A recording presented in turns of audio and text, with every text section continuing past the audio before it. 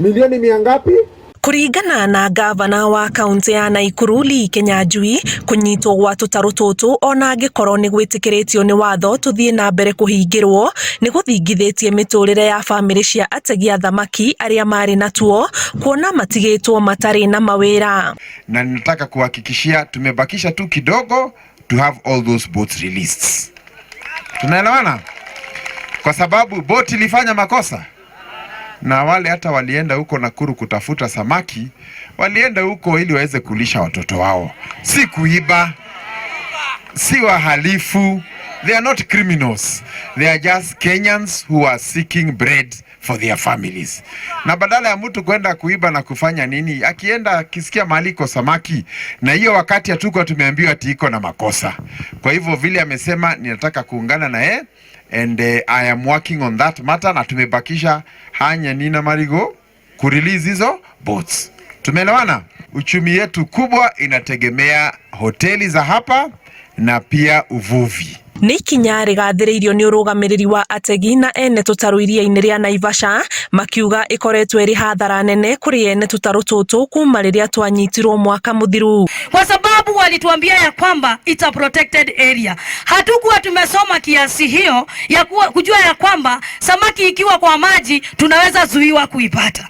Wakati ulikaribishwa na community tulitega samaki, lakini kwa ghafla tulikuja tukashikiwa boats zetu na engine zetu. Your Excellency, boat moja na engine moja ni 500,000, na huko zimelala zaidi ya 300 vessels including engine zetu.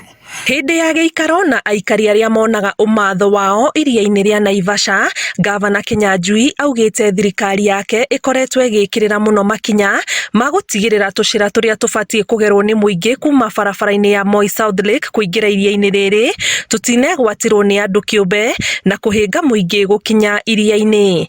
Jukumu yetu ya kwanza ilikuwa ni kuhakikisha kwamba tumeweza kusecure corridors. Isiwe tu lake ni ya matajiri peke yao. Wanatengeneza manyumba ya kifahari, mahoteli ya kifahari, lakini mwananchi wa kawaida hana access kwenda kwa lake. Na lake si kitu ya mtu binafsi, ni mali yetu sisi wote. So kwa hivyo kila mtu anapaswa awe na corridor ya kwenda wapi? Hata kama ni Sunday, vijana wanataka kwenda kujifurahia huko, wakae chini, you know, that is what we want to see. Na ili pia tuweze kueneza mambo ya utalii. Kwa hivyo pia hiyo tumeichukulia, and I want to assure you very soon.